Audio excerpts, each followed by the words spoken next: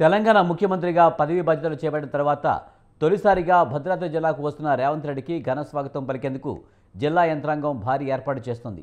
రాష్ట్రంలో కాంగ్రెస్ పార్టీ అధికారంలోకి వచ్చిన తర్వాత సీఎం రేవంత్ రెడ్డి తొలిసారి ప్రసిద్ధ పుణ్యక్షేత్రమైన భద్రాచలంలో పర్యటించనున్నారు. సీఎం పర్యటన కోసం ముమ్మరంగా ఏర్పాటు చేస్తున్నారు.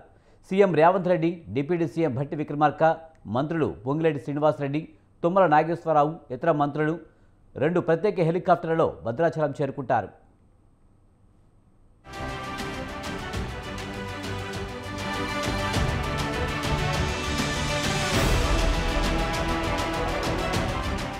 భద్రాచలానికి హెలికాప్టర్ ద్వారా చేరుకున్న వెంటనే సీఎం రేవంత్ రెడ్డి నేరుగా భద్రాద్రి రామయ్యను దర్శించుకుని రామాలయం అభివృద్ధిపై అధికారిక ప్రకటన చేసే అవకాశం కూడా ఉంది.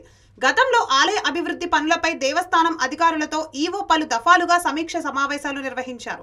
సీఎం రేవంత్ సమక్షంలో దేవస్థానం అభివృద్ధిపై పవర్ పాయింట్ ప్రెజెంటేషన్ ఇవ్వనున్నారు. కాంగ్రెస్ ప్రభుత్వం ఇచ్చిన 6 గ్యారంటీల్లో భాగంగా ఇందిరమ్మ ఇళ్ల పథకానికి భద్రాద్రి రామయ్య సన్నిధిలో సీఎం శ్రీకారం చుట్టనున్నారు. ఇందుకోసం అధికార యంత్రాంగం ఏర్పాట్లు చేసింది.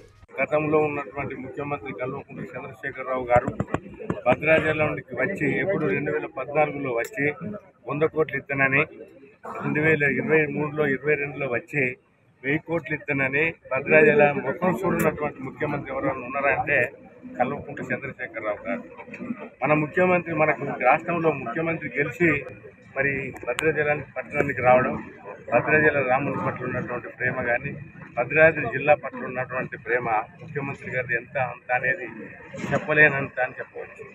ఎందుకంటే గెలవడం, రావడం, ఇక్కడ ఉన్న సమస్యలను తెలుసుకొని తప్పనిసరిగా అన్నిటినీ యుద్ధ ప్రాతిపదికన చేసేటందుకు మాత్రమే రావడం జరుగుతున్నది. రేపు 11వ తారీఖు నాడు మరి ఈ వారం వచ్చి ఇక్కడ అన్ని విషయాలను క్షుణ్ణంగా అధ్యయనం చేసుకొని ఒకటిగా పనిచేసేటందుకు ముందుకు వేయటందుకు గాను వచ్చే ఏది ప్రజా జీవన సభ ఎట్టు మనుగూరులో ఉంది.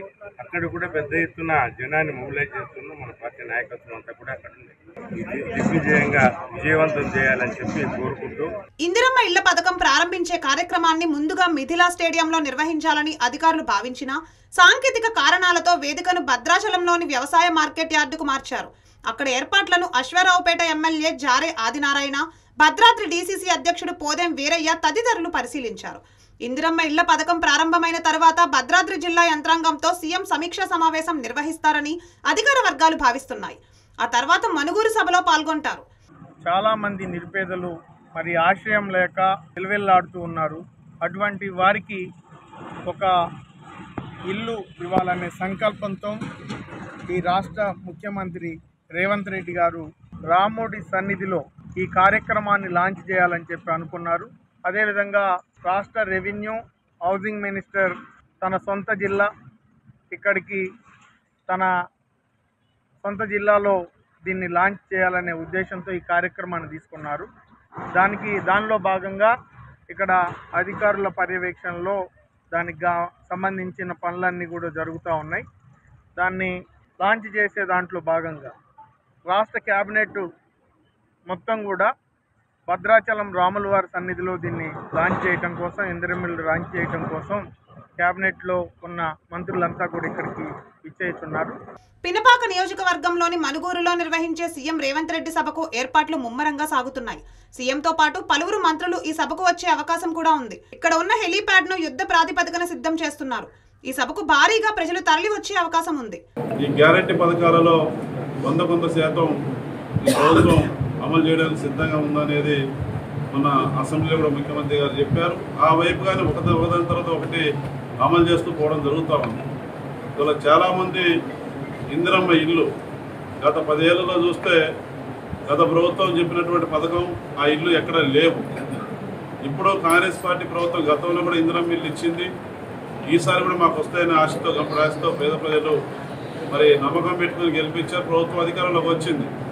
మరి అట్టడుగున ఉన్నటువంటి పేదలకు ఇల్లు కట్టుకునేటువంటి పేదలకు ఏదైతే ఉందో ఇందిరమ్మ పథకం, అది మన భద్రాద్రి కొత్తగూడెం జిల్లాలో ప్రారంభం చేయడం అనేది, అందులో భద్రాద్రి కొత్తగూడెం జిల్లా అంటే ఏజెన్సీ ప్రాంతం, ఆదివాసీలు ఎక్కువగా నివసించిన ప్రాంతంలో ఈ భద్రాద్రి కొత్తగూడెం జిల్లాలో మరి ప్రారంభం చేస్తున్న సందర్భంలో కూడా మా నియోజకవర్గం తరఫున నేను గౌరవ ముఖ్యమంత్రి గారికి ప్రత్యేక ధన్యవాదాలు అభినందనలు తెలియజేస్తా ఉన్నా. బహిరంగ సభలో ప్రజలకు ఎటువంటి ఇబ్బందులు తలెత్తకుండా సభా ప్రాంగణంలో ఏర్పాట్లు చేస్తున్నారు.